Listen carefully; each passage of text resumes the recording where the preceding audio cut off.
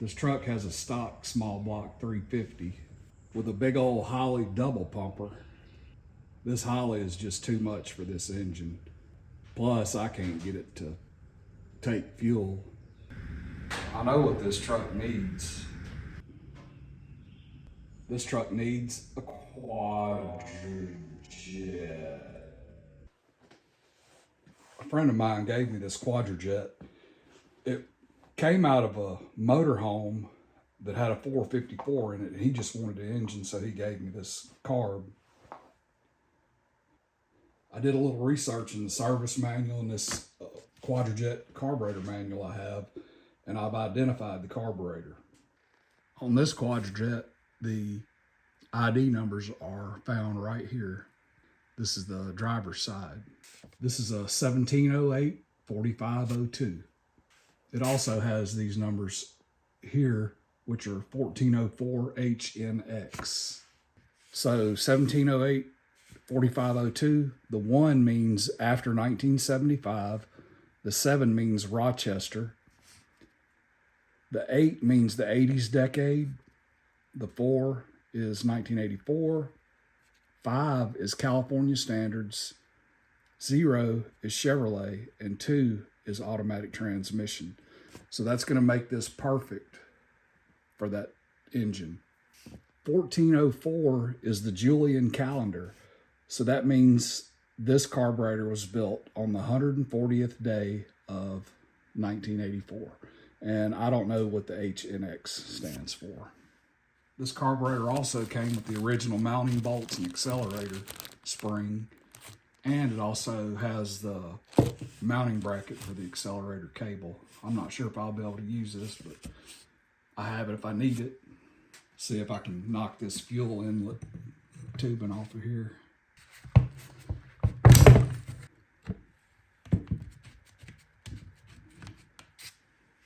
Next, I'll get this tubing off this hot air choke. You can see that the tubing rusted out. I believe that happened to a lot of these hot air chokes. The next thing I'm going to do is pull off this front vacuum brake and this rear vacuum brake. And what this front one does is once the engine starts, vacuum will pull this diaphragm in, and you see how it opens up the choke blade slightly.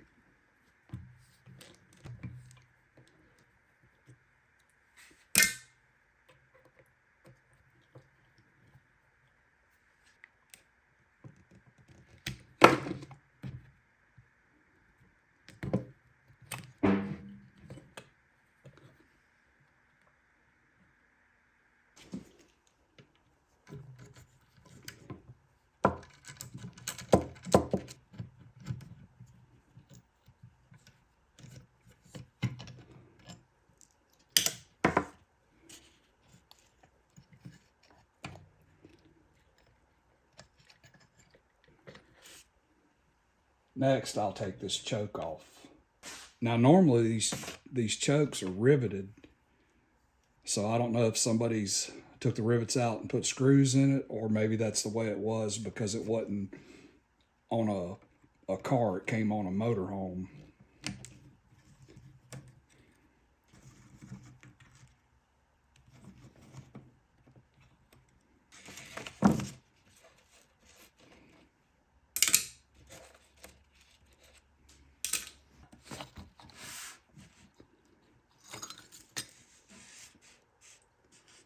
There's what the inside of that choke looks like.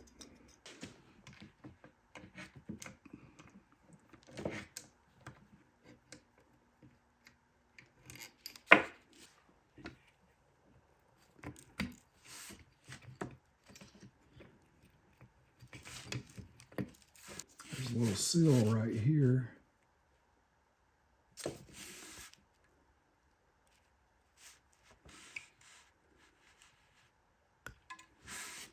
This is the fuel filter housing right here. And next thing I'm gonna do is take this bolt out that holds the fuel filter in there.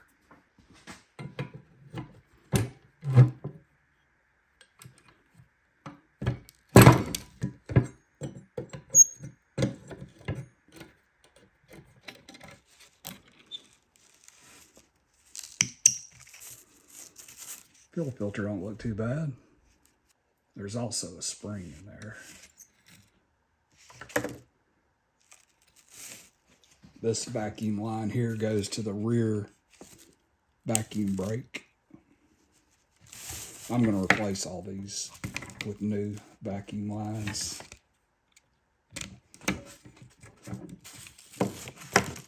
This vacuum line, it's open to atmosphere. It goes to the hot air choke.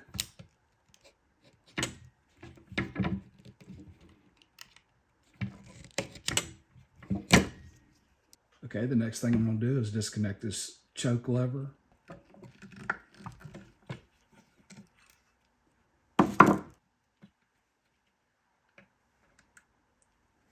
Okay, that's the passenger side completed. This is the front of the carburetor, and this is your metered vacuum, which this would go to your distributor or your EGR system.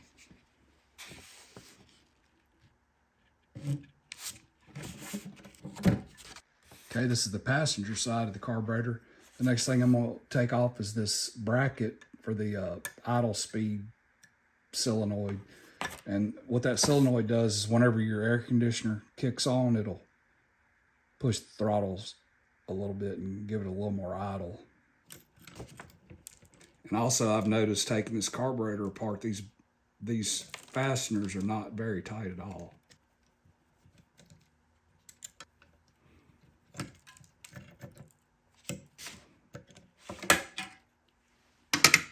Next, there's this little tiny roll pin on this accelerator arm that I gotta knock out. That roll pin is right there. I want to knock it back just enough to get that arm off. So I left myself a little bit of room to get a screwdriver back here to push that roll pin back in.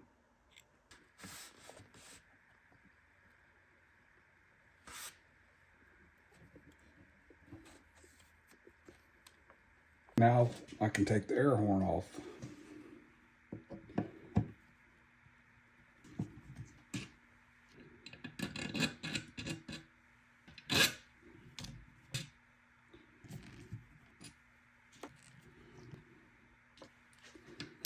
Now there's two down in here.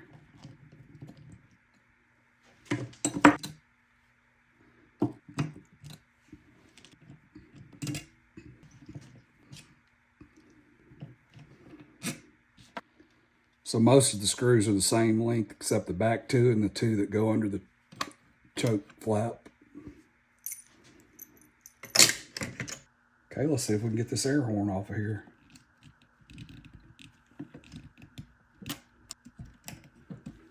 Oh, I'm missing these two right here.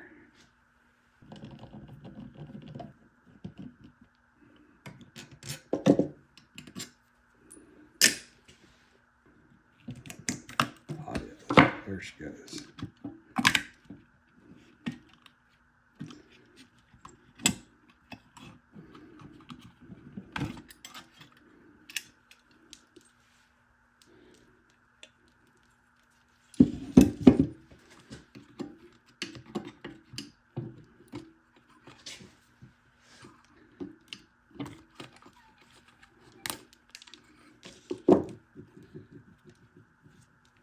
There's your primary metering rods.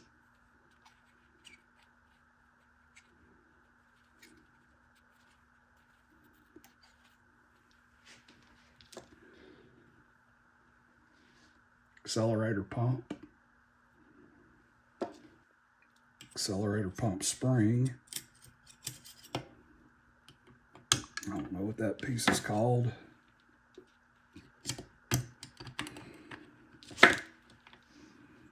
And here's your float.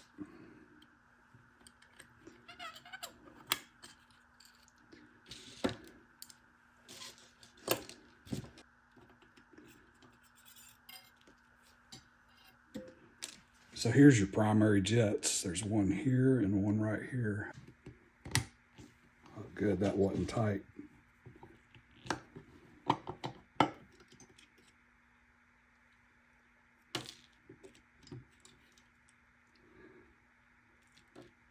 Okay, there's your jets.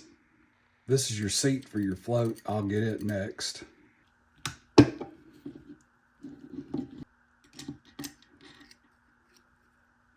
This piece is in really good condition. So there's a little check ball under this screw here, so I'm gonna get it next.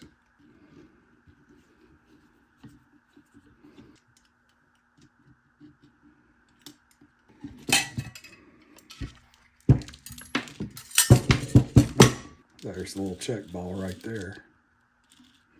This little piece fell out when I turned the carburetor upside down, and I don't know where it goes. I guess I'll just have to figure it out. Next, we'll get the base plate off.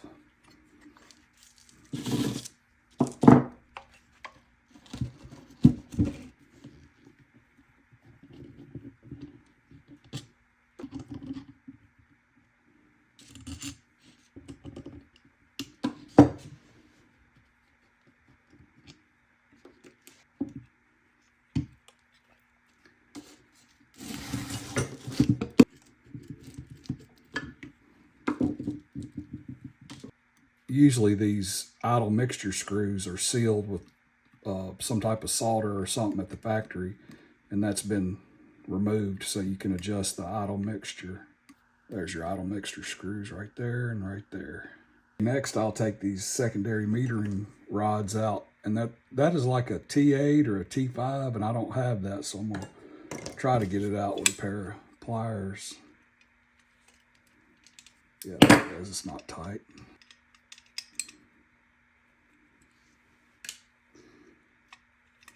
There they are right there. So all these parts are ready for the ultrasonic cleaner. I don't think I'm gonna put these plastic parts in there. I can just clean them. They're not really dirty anyway. And these vacuum brakes, I'm not gonna put in there because I don't want to get water inside where the diaphragm is.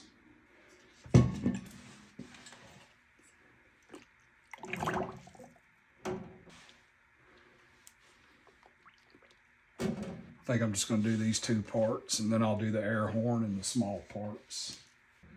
I'm just going to use some Dawn.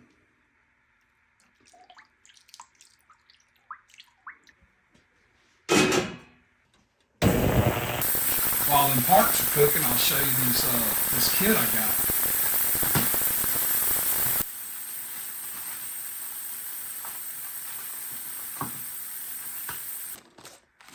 Got the gaskets. I didn't know this, but it came with a new float. Got a new fuel filter, needle and seat, some more O-rings and Teflon seals, accelerator pump with a new accelerator pump spring, and I'm not sure what this is. I'll have to look.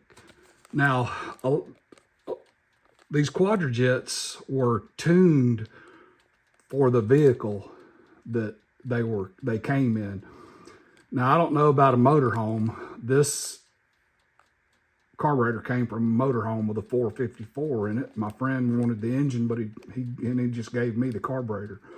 But anyway, when I ordered this, I told Cliff that I wanted, what the application was for, just a stock 350. So he gave me some new jets and metering rods. Let's see what's in here.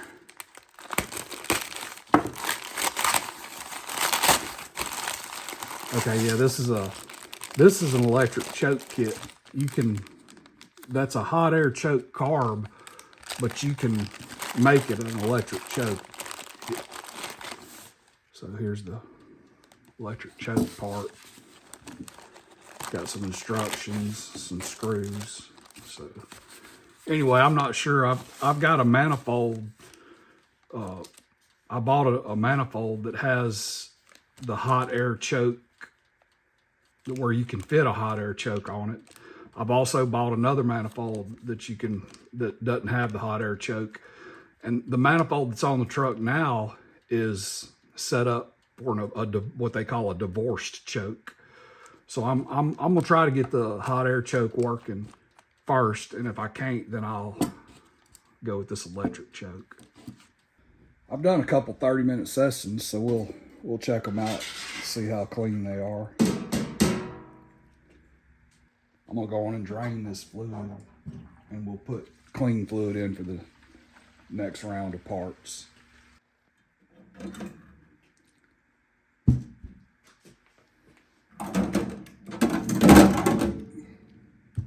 Rinse the soap off though.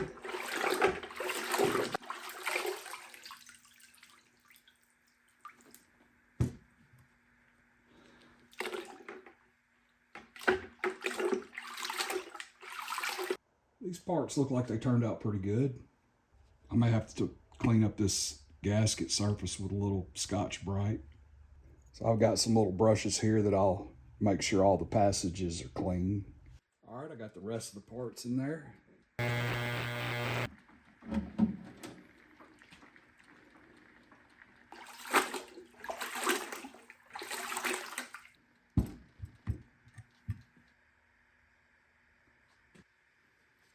Okay, the last thing I'm gonna do is take these little brushes I got, and I'm gonna clean out all the little passageways and ports.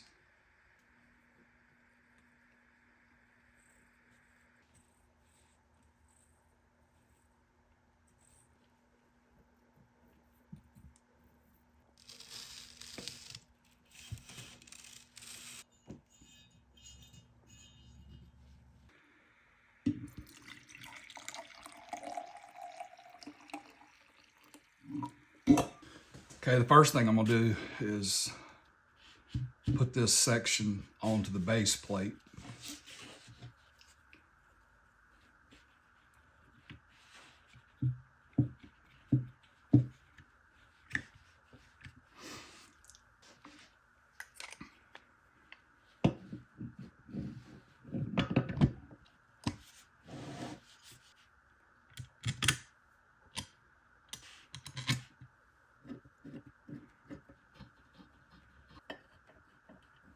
Now there's no torque in the manual for these screws, but I know from what I've read that the base plate and the air horn can get warped. So I looked online, and it varies, but I'm gonna try 25 inch-pounds, see what it does.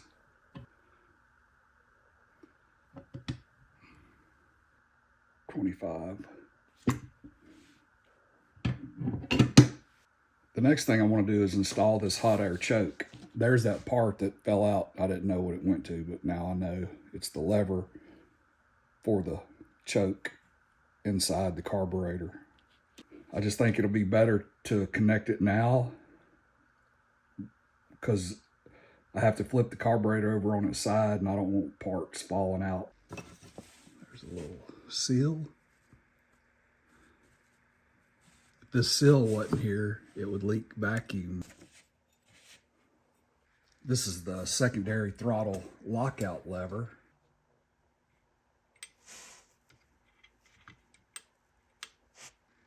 Choke lever.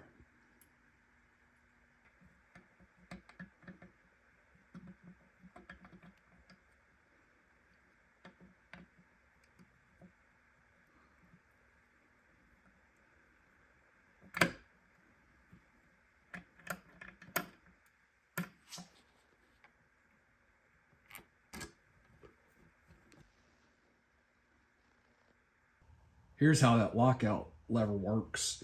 This is your secondary throttle shaft right here. So whenever the choke is applied and the engine's cold, it keeps your secondaries from opening up. And then whenever the choke's off and the engine's warm, it allows your secondaries to open. Next, I'll put the jets in.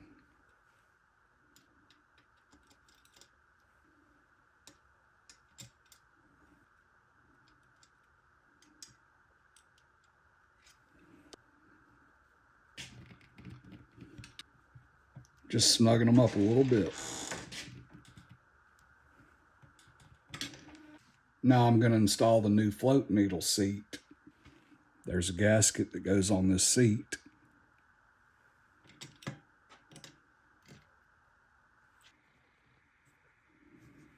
We'll just snug it down. Next, I'm going to install this check ball and check ball retainer. I believe that this new steel washer goes right here, but this one is stuck on here, so I'm just going to leave it and not install this new one.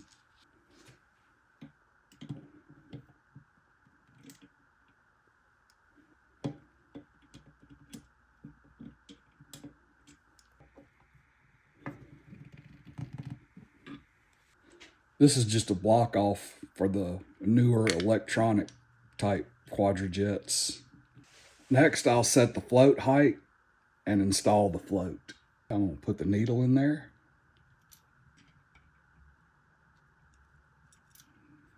And then install the float.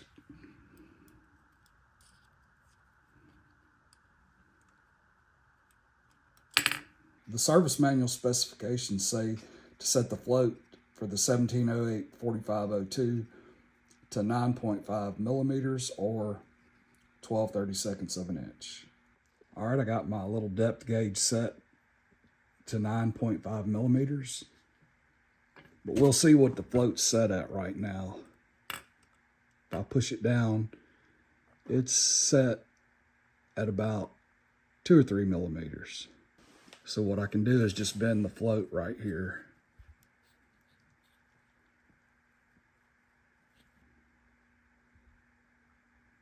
Okay, I need to bend it another maybe 2 millimeters.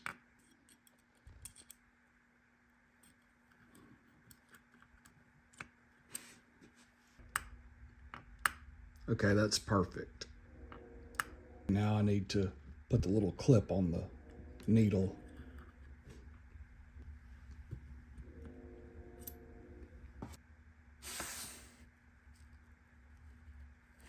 We'll hook the needle onto the float. And then drop it in the carb.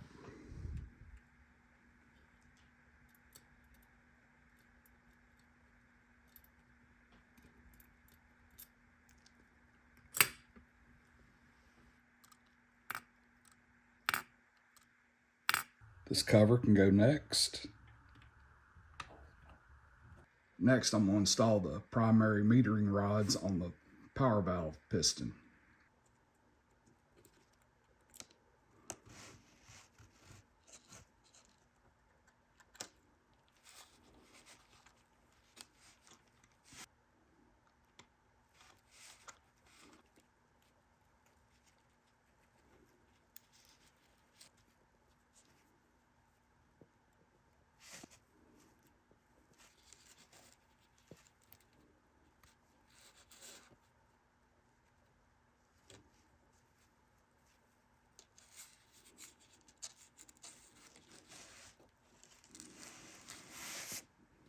The new power piston spring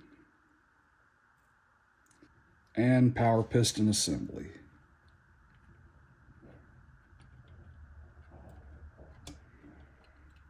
I just want to make sure that my metering rods are in the jets. I don't want to force it in there and damage it. This little plastic retainer will hold these metering rods and power piston down. Next, I'll install the pump and pump spring.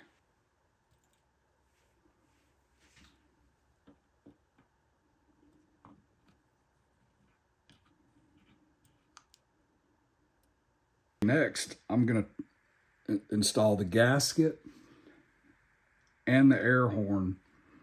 And it's a little bit tricky because you have to hold this pump down and then you have to try to get the gasket up under the power piston assembly.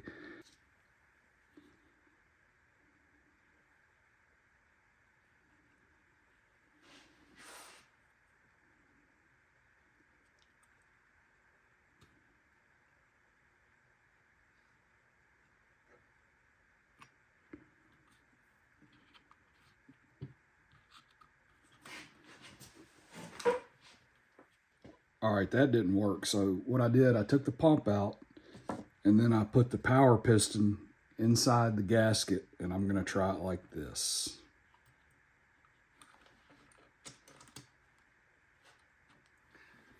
And then the hard part is getting these jets in.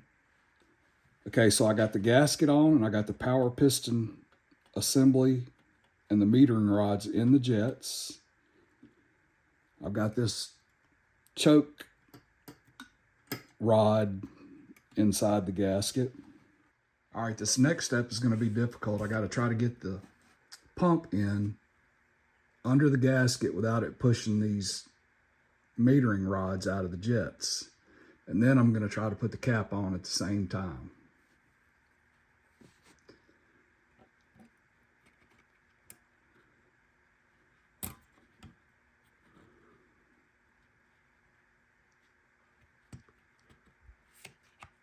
Okay, so my metering rods are still in the jets. And what I'm going to try to do is hold this pump down and put the top on. And I got to get the choke lever through the top. So here we go.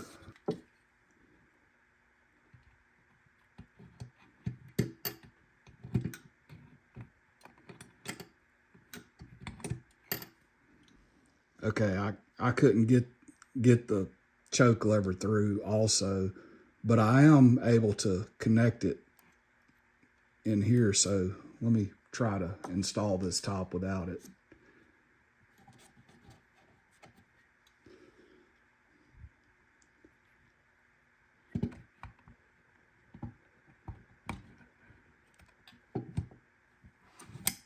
Got it. Now, if I'm able to hook up the choke lever, I think it'll work.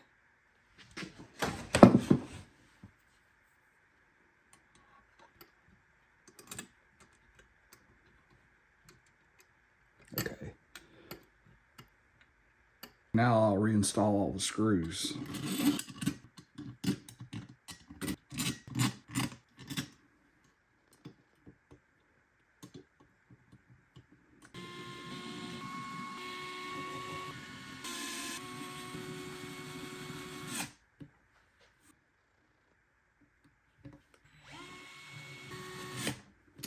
On this air horn, I'm just going to torque these to 20 inch-pounds.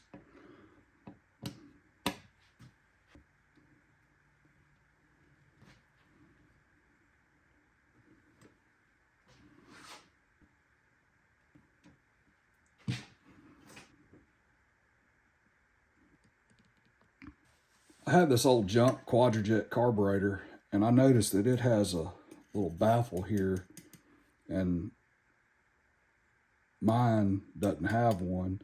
So I'm going to take the baffle off this old junk carburetor and put it on my good one.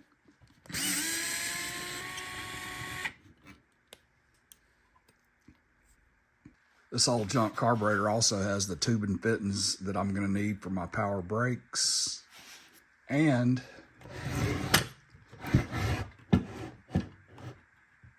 it has this idle speed solenoid on it that I'm going to need because I'm going to have air conditioning on that truck.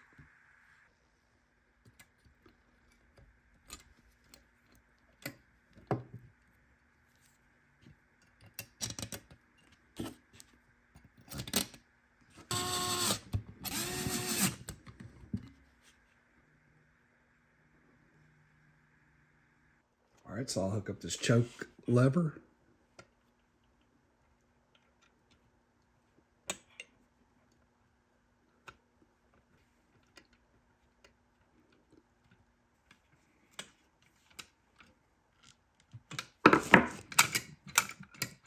Now I'll install the front vacuum brake.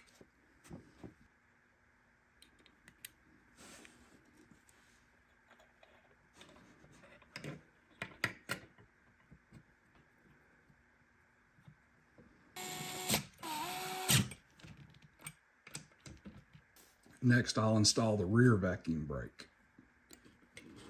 There we go. So that connects to the choke.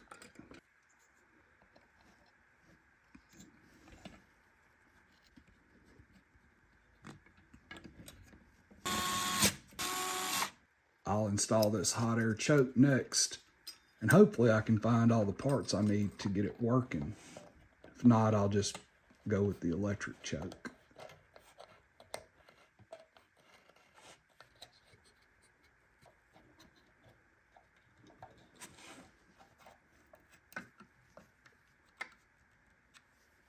Now I'll install the fuel filter assembly.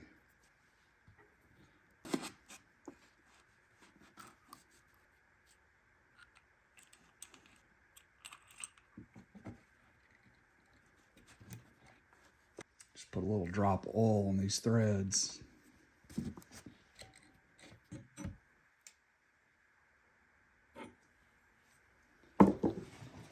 Next, I'll install the accelerator pump levers.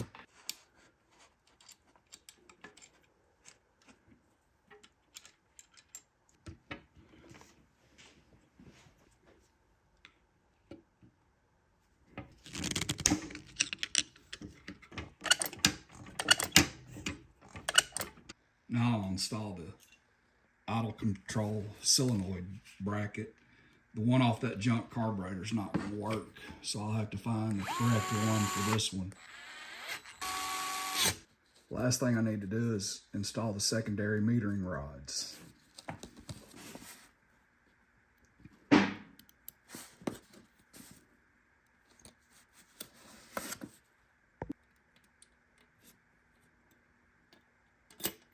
Fell right into place. There's that little tiny screw.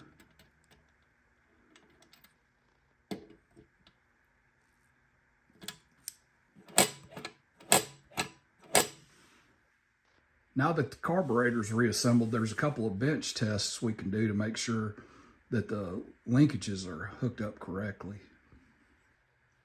In this test, we'll check the fast idle linkages. This is the idle set screw, and you can see how the throttle linkage is touching the set screw, and the choke is open. Now the carburetor's cold right now, so when I open up the throttle, the choke is going to close. You see there's a gap there between the set screw and the throttle, so that's going to be your fast idle. So that's working correctly. Now we'll check the secondary lockout lever. Okay, so the carburetor's cold and the choke is applied.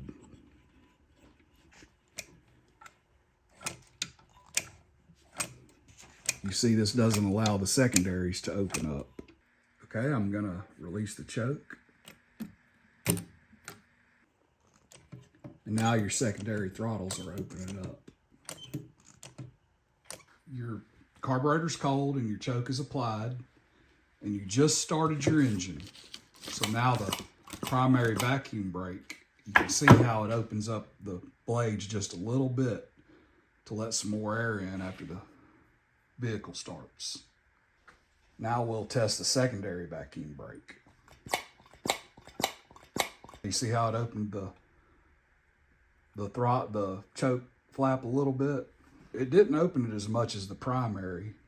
So I think, and the primary might be metered, so this one may open it up a little bit, and then the primary may kick in and open it up a little bit more. We'll have to see when we get it on the car. All right, now I'll install the new vacuum lines.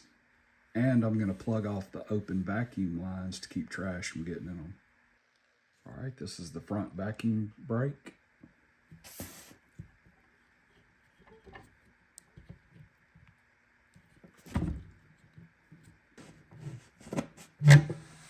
This goes to the PCV valve. This one goes to the charcoal canister. This is your metered vacuum for your distributor and your EGR. And this is, I'm not sure where this one goes yet. This is the rear vacuum brake.